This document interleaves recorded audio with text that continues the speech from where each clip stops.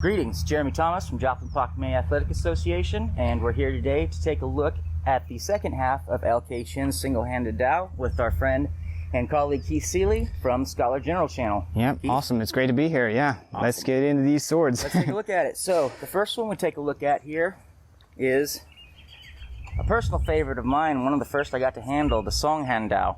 Yeah. And Keith, you want to give us a little bit of history and back on this? Yeah, so the Song Dynasty Dao, I mean, the thing about the Song Dynasty is they were being pushed and pushed to almost, I mean, eventually they did get wiped out by the Mongols, but it was a bitter struggle for centuries. And they were also unique among many dynasties in that they had a lot of strong rival powers around them. If you look at other dynasties, they were frequently overpowering and overshadowing their contemporary neighbors. So a very tight arms race. Yeah, the Song Dynasty was engaged in a super tight arms race with near equal powers, or peer-to-peer warfare. And because of that, there was a lot of, industrial development and armor production, and they needed really beefy, heavy-hitting weapons. Indeed. And the Songhand Dao is a perfect example of that. Now, is this where we start getting into where we get Tunko? Yeah, Tunko. Yeah. The blade collars start to come in during this time period. That most likely is an import from Central Asia, along with curvature on Dao. Now, curved Dao existed aside from just there, but the majority of Dao that we have today are curved, in my view, because of Central Asian designs. The tip here, Keith has got a whole video on the no tip or lack of tip or however you want to put that, but Yeah. go on his channel, check out that video. It's a whole deal. Yeah, and you can see some awesome cutting with this sword on Jeremy's channel. Yeah, this is one of my favorite cutters, definitely, of the group. It's just a no-nonsense cutter. The Woyao Dao. This one I've just gotten to look at over the weekend, but I already love it. Yeah. It's got the pebbled type sheath, which I'm a big fan of. And the Woyao Dao, of course, is based off the Japanese katana design, I believe, that they picked up off due to piracy and things like that. Super comfortable blade. Can you tell us some history? Yeah. This blade, basically during the Ming Dynasty, Japan was exporting hundreds of thousands of nihonto, or blades, to China. And in China, they like to remount them in their own style. And the Woyao Dao is a perfect example of that. This blade is really something, and it's really cool. I've cut with it a little bit. You haven't, but I know you'll like it. I'm getting ready. So now, would they have taken a nihonto and actually repurposed it with fittings from Chinese? So they were actual Japanese swords in Chinese fittings. Yeah. They would be. They were shipping. They were mass producing a bunch of blades in Japan, and there was a massive trade where they were shipping them to China. Okay, well that's interesting history. Yeah, and I've talked a little bit about this one has the shobu tsukuri with it doesn't have the kisaki ground on the end, so. Yeah. Good geometry for cutting. I bet it'll cut great. Yeah. The Qi. Another new one, the House of Qi. I really haven't looked into this one, so I'm going to let Keith take it away. Yeah, well, I made a video on this one, and I talked about, what is a Qijia Dao, and what does that word even mean? In short, it's complicated. The history is not always clear. You don't always get neat answers. Yeah. But this sword is really interesting. It has a little fuller. It lightens it up a little bit. It's, a little bit shorter, a little bit lighter. And it's really fun to use. Still very much looks like it has the curvature of the Woyao Dao. Oh yeah, like for it's got sure. Some of the influence from the Sori. Yeah, so obviously if we look at the Song Dynasty, we can see it's a completely straight blade still, but quickly after the Song, curved blades become mainstream during the Mongol period, and into the Ming Dynasty it stays like that, and up to today basically most Dao will be curved. And another thing that happens is they start to do this consistent, nice grip wrap and the, discard, that type of thing. A lot of these features that we associate to be emblematic of Chinese Dao begin in the Ming. Yeah, I would definitely say too on the grip that there's for somebody that's cutting, there's definitely a personal preference to whether you want a wood grip or this type of wrap. That comes down to personal preferences, but there's definitely a difference. Then the Taiyang. Then the Taiyang, Yangling Dao. Yep. This one is one of my favorites. Now, first thing to say about this is it came super, super sharp. Like a razor blade. Yeah, I was shaving hair off of it. Sharp. So, came really sharp. Really nice angular blade that starts out straight, but then pretty quickly gets a nice turn on it. Turn upward. The grip is very comfortable. This is a little bit beefier one. This one's got some weight on it. The thickness is about the same as the other two, but they're significantly lighter. So this one is the one we're gonna start getting into some heavier one-handed cuts, where you're gonna need some arm and back strength to really move it. Yeah, and this it's been a minute since I held this sword because I made a review video of these as well. But this sword is really fun to use. This one in particular is modeled off an antique that comes in like really early Qing, potentially late Ming. And you can see it has this very ornate fullers and grind on the blade. It technically, if you sharpen it all the way, it could have a false edge, which is really interesting. But our last three we've looked at have all had the feng shi. Yes, the feng shi. Yes, it's become pretty. By now, it's pretty much standard type thing. Yeah, so the feng shi, these square style fittings, they appear sometime during the late Ming and they quickly become pretty standard up into the mid Qing when they start to have the yuan shi style with the rounded style. And yeah, this Dao represents something that's a little bit more ornate than some of the other ones. Indeed. Like the Qijiao Dao. The Qijiao Dao is fairly run-of-the-mill standard Dao. This one has a little bit more of a finer touch in the scabbard and if I remember everything correctly, else. this sundial was part of the model that they built off of. Yeah. That was so. This is probably a little bit unique here than you would see in a lot of museum pieces. Yes, exactly. Yeah. Very nice sword. Very nice scabbard.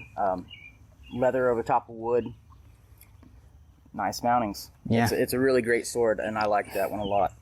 Onto a personal favorite, despite its lack of depth in history. Yeah. The New Way, or Oxtail Dao. Yeah. Last but not least. Last but not least. Keith, you want to give us some Yeah. history on this not so historical? Yeah. Well, yeah, not as old of a design, but the Niue Dao, super nice sword. It comes in during the, late Qing. There are, I'm going to make a video about this at some point. There are predecessors to the Niue Dao design, kind of. They're just not necessarily Didn't just kinda like catch this. on. Yeah, yeah.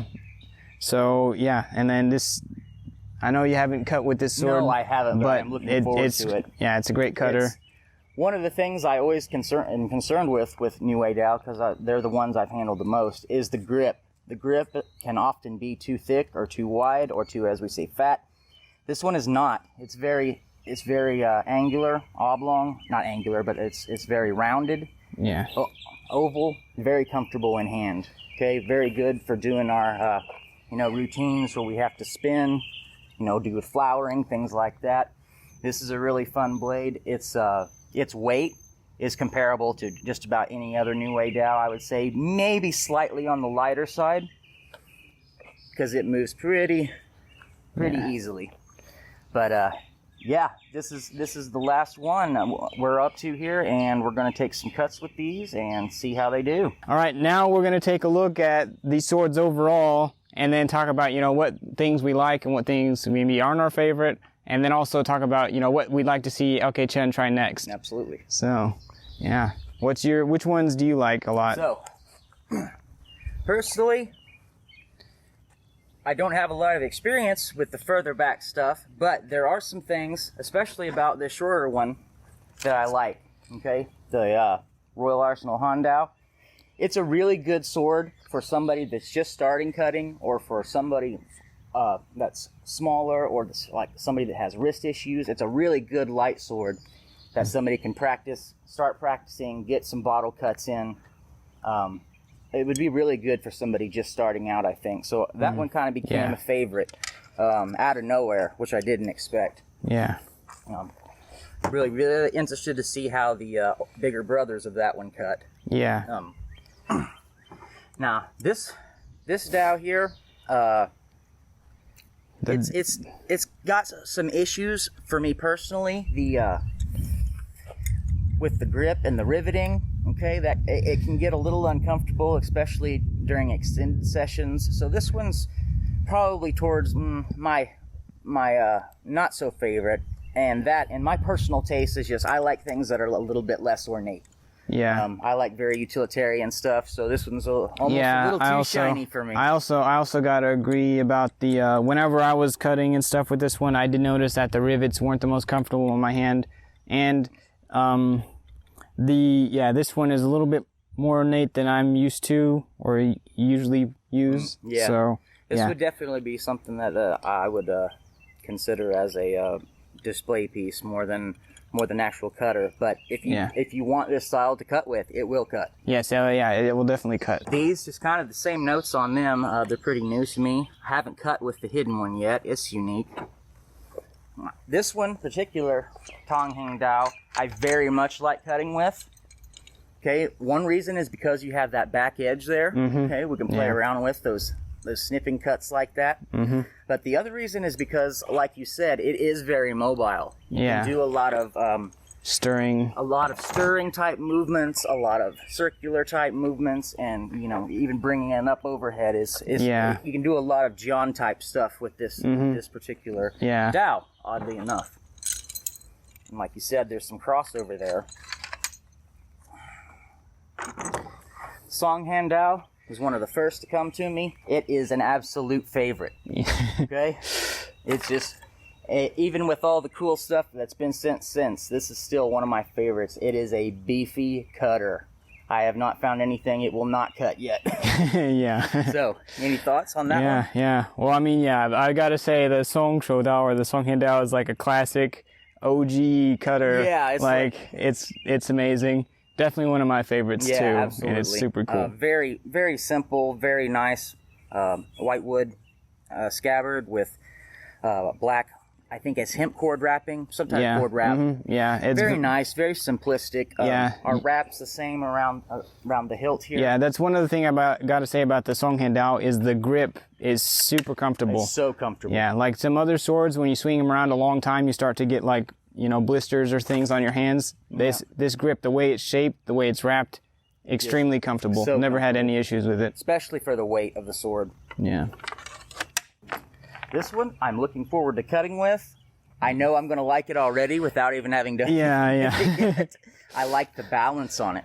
Yeah. It's very much feels like I'm moving a one-handed katana. Yeah, exactly. I got to say, about it. Yeah, this one is definitely one of my favorites. It's got a little bit more reach than some of the other swords. It's got a little bit of weight, but if you're trained with the Dao and you're used to using some heavier blades, that's no big deal. This one, I think, rides right on that middle line between light and heavy. Yeah, exactly. It's nice like middle ground. that just right amount. Again, we've got the same thing here. I like this one. I haven't had a chance to cut with it. We're getting to that.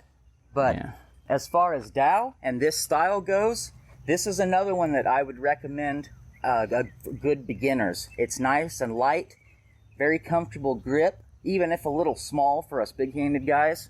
Yeah. Not a problem. Very maneuverable. Okay? You can hold it easily between the thumb and forefinger, no problem. Yeah. I also have similar thoughts about that one. Yeah, I found the grip a little bit skinny for my hand, a little bit, I agree.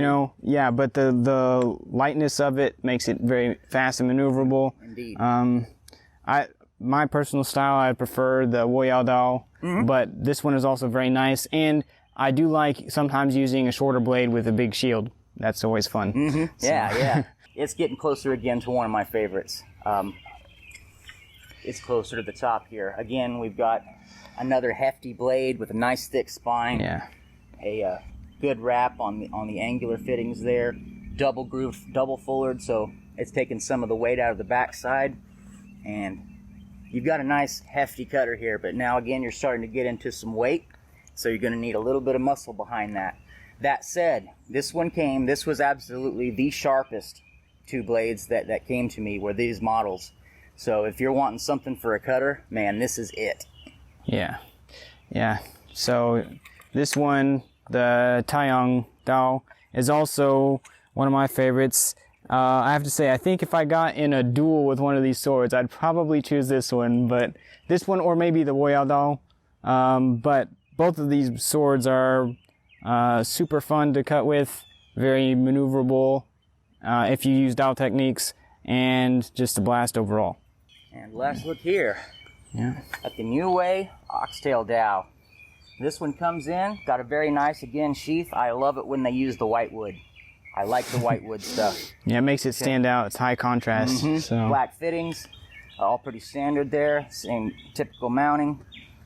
Really wide, okay? And they have to do that because, of course, the geometry of the blade. The wide blade, yep. You got to be able to get that wide hilt, and that's why we see so many of these New Way Dao that have, movement at the top. It's the only way you can see them. Yeah. But despite that little bit of movement, this is a really cool sword. And this is moving back down a little bit off the heaviness scale, even though it's a little bit longer, I think. Yeah. It's very light. So this is a really great sword if you're wanting to, use cuts from your forms and things that you already practice, I've probably practiced with this style of Dao before. This is what seems to be the most popular among Gung Fu schools. And I really like it. It's probably still behind the Willow Leaf. Is probably my favorite profile. Yeah, yeah. Geometry there. Yeah. It's just it's unique but familiar. I don't know how to explain it. It's unique and familiar all at the same time. Yeah. So, what would you, if you had to choose top 3? Which top 3 would you choose? Top 3. I'm gonna have to go with Song Han Dao at number 1. I'm gonna have to go with the Tai Yi at number 2. And I'm gonna have to go with the Oxtail at number 3. Yep. Okay. If I had my favorites, I'm gonna have to go with these 3. Yep. Although the Woyao Dao, even though I bet as soon as I cut with it, I'm gonna change places. Yeah. It's always you can never completely decide. So what are you thinking? What do you like right here? Oh man.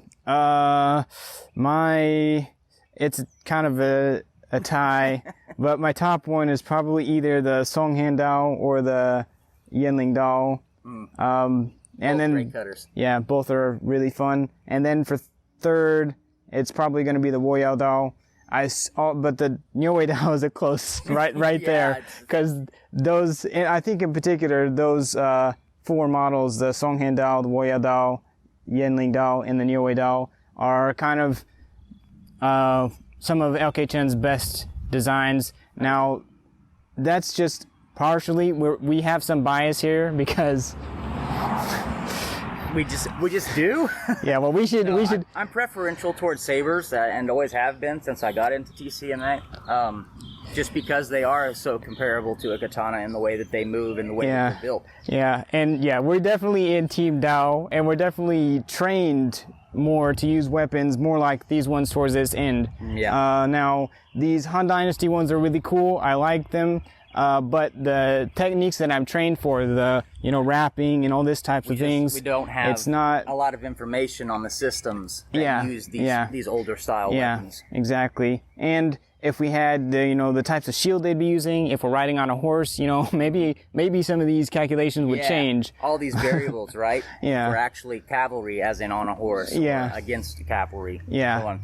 So context, is always important. Yeah. When we're so. thinking about these. If you could go up to LK Chen and ask for a different design from history or just anything else, what kind of things would you like to see? Maybe him try next.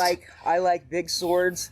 I would like to see that has already come out his military Dadao. I would like to see one of those, but I'd also like to see some more of his takes on the Miao Dao. Some more two-handed swords. Yeah. Maybe based off some different models and things. But yeah, I definitely am looking forward to seeing what he's going to do with more of the larger two-handed swords. Yeah, for sure. As those seem to be what is on his mind lately. Yeah. He's developing more of those. Yeah. And they catch everybody's attention.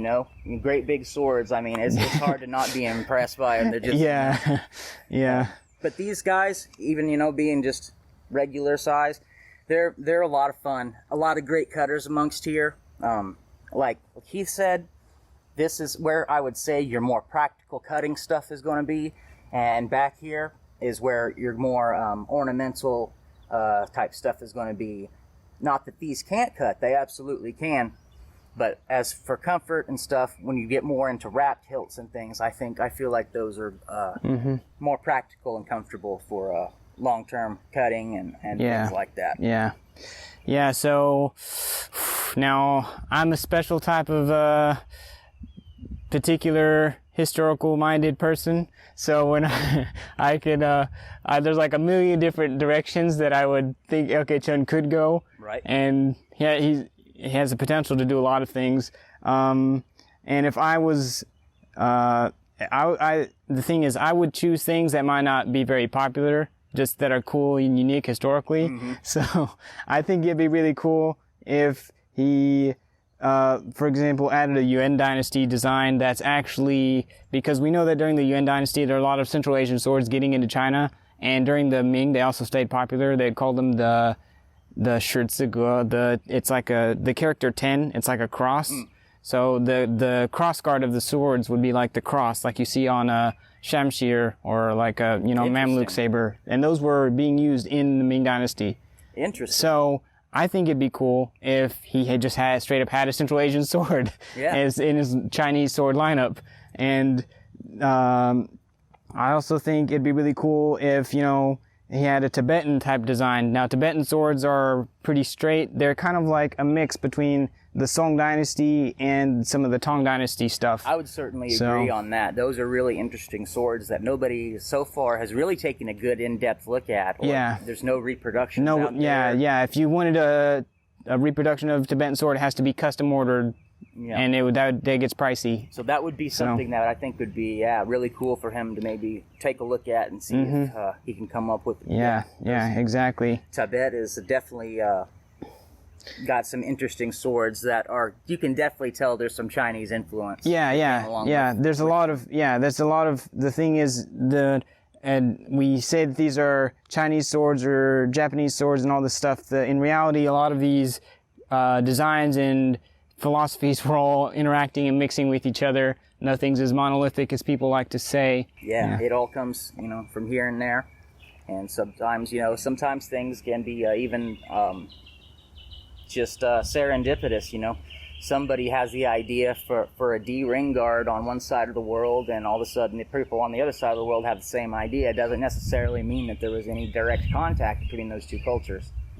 And I think that's what trips us up sometimes when we try to connect dots that that we naturally want to connect that may or may not be there. Yeah, exactly. So there's more. There's always more. Another thing I think would be really cool for LK Chen to try his hand at is making a production model Shuangdao that's actually meant to fit together in one scabbard. Oh yeah. So instead of just having two Dao of the same type, which we've messed around with. It's a lot of fun. I think it'd be cool to make an actual one that's meant to be a Shuangdao, where you have the semicircular grips. Right. And also down the middle. And also trying his hand at maybe some butterfly swords in that style, that kind of thing too. That's something I would like to see, is some butterfly swords, Hoi Dai Dao, Bat Gem Dao. Those are really fun blades, and there's a lot of different ways that they can be made. There's a lot of different takes on them, going from the Pai Dao style, the sharper, more pointy, to the melon choppers. The big wide blades. Thicker blades. That would be something I would be super interested to see LK do. So I want to thank you guys for coming by, and thank Mr. Keith for coming by. Thank you, sir. I appreciate having you. Thank you so much for having me over, and we're talking about all these swords. This is something awesome. This is what we love, man. So thank you guys for stopping by. Please check Keith's channel for the first half if you haven't. And we will see you guys again next time. Thank you for coming out, Keith. Much thank appreciated. you.